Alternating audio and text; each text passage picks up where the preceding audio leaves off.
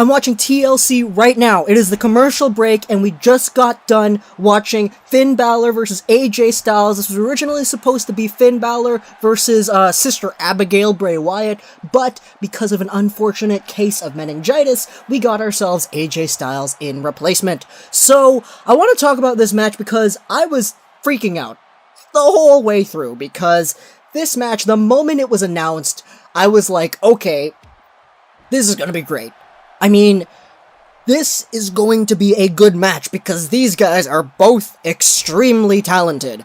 Does it have the potential to be the match of the year? Yeah, absolutely. Depends on how much time they get. Will it? I mean, you could say that it would, but because of the build, if you could even say there was any build, most likely not. However, this was still a great match, and I was entertained the entire way through. And I want to talk about this match in particular, because the pay-per-view's still going. There's a guitar out right now, and there's some singing going on, but I want to talk about this particular match because this is a culmination of experiences built outside of WWE.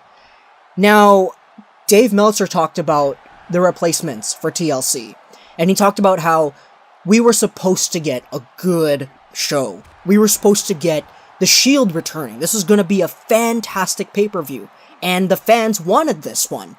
But Roman Reigns is out, Bray Wyatt is out, so we can't get that Shield return. So instead, WWE has to compensate for that and give us matches that are gonna be really good. So that's why we got AJ Styles loaned over from SmackDown onto Raw, and we got Kurt Angle's return. Okay, Kurt Angle's return hasn't happened yet, I'm gonna watch that a little bit later.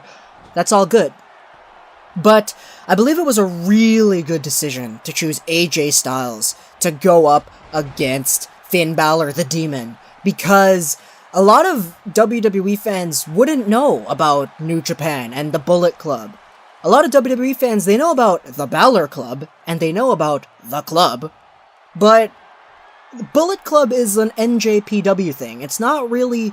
they're not allowed to talk about the Bullet Club. They can say, oh, we wrestled in Japan together, but when they say that Balor versus Styles is a match that never happened, they're absolutely right. The only time these two guys ever met before was on a TNA NJPW 3-on-3 tag match, I believe, and that doesn't even really count. In terms of one-on-one competition, these guys were never in the ring together at the same time, let alone in the same company. Finn Balor was kicked out of the Bullet Club on AJ's debut in New Japan.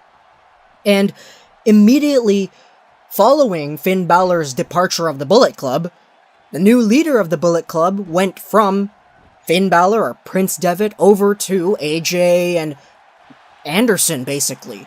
So we have Bullet Club, and Bullet Club is taking the world by storm. I believe I'm right when I say that, because, these WWE shows, count how many Bullet Club shirts there are in the audience. Bullet Club is a popular thing, and to have the two guys who wear the North American leaders, or not North American, Finn's not North American, he's from Europe, to have the two leaders of the Bullet Club that were never in the Bullet Club at the same time, here together, that's a story in its own, and WWE's capitalizing on that because they know we need to get a good match. We need a good card because the Shield return isn't gonna happen. So what other good cards are there? What other good matches are there on this card? There aren't any. So, Bray's out. Okay, we gotta take in somebody to be Finn Balor's opponent. Let's do AJ Styles. And that is fantastic. I know there was no build to this match. Absolutely no build. It was announced on Twitter and a press conference, and everybody was hyped about that way more than they would have been for Bray versus Devitt. And I think that says a lot about how the booking is this way, because a lot of WWE's booking, it isn't really that good at the moment. I mean, you could say that, the Cena style stuff was pretty good, but other than that, I haven't really been impressed with the product that they've been churning out. So when they get this disease, meningitis, now I don't want to say, okay, I wish they have more meningitis because it causes them to make more good matches. No. I'm saying that they're locked in a corner because, oh no, Reigns is out. The Shield can't make their return. Oh no, Bray Wyatt's out. That's another match that's scrapped. we're in desperation mode, so we have to do what we can to give the fans a good show. So they give us Kurt Angle and AJ Styles. And it's a gift in AJ Styles, because they could have just gone with anybody else. They could have gone with Chad Gable, for all I care, but instead they went over to SmackDown, loaned AJ Styles from the South American tour, brought him back up to Minneapolis, and he fought. He wrestled. And there was already a built-in story in this match, because everyone who's really into professional wrestling knows, okay, it's Balor versus Styles. This is Prince Devitt versus Styles. This is the two Bullet Club leaders going head-to-head in their first one-on-one match ever. This is going to be good because both of these guys are good talents. Of course. They got lucky on that one because they already know the history. I, for one, was personally hoping Gallows and Anderson would have come out and too sweet of the audience along with those two. But instead we get a good match. A really good match. You know, there were some good spots in there. I felt like it could have gone a little bit longer, but for the most part, the spots were good. The shock factor was there. The crowd was really into it. But this quote-unquote feud is not going to be complete until these guys have a half-an-hour main event match somewhere down the line, which who knows if that's ever gonna happen. But this match, I believe it was like 20 minutes or something, maybe a little bit less than that. It was short. It wasn't a 5-star classic. I mean, they were still kind of limited in the moves that they were doing. They weren't unleashing their entire moveset. AJ didn't even hit a Styles Clash once, so the finish, in my opinion, the finish looked dangerous. Like, I did not like... I mean, I like the sequence of the finish, but I didn't like how the finish was executed because the final move looked so dangerous.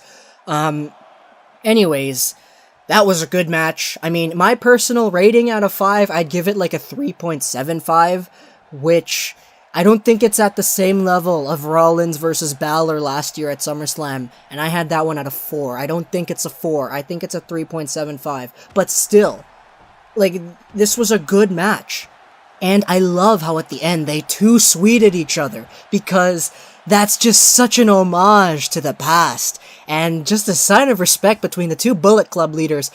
And overall, you know, this is what we get when WWE has to make quick decisions. This is what happens when they're put in a position where, okay, we need something to come out now. And this is what we get. We get AJ Styles versus Finn Balor. We get Kurt Angle joining 2/3 of the Shield. So, you know, TLC is going on right now still. I'm going to continue watching this pay-per-view. If I have any more thoughts about it, I'll talk about it. But AJ Styles versus Finn Balor, it was a great match. And this is why I think it was a great match. Hope you guys enjoyed. This is your Pausing Show, Select Lifestyle Wrestling and Gaming. And bye.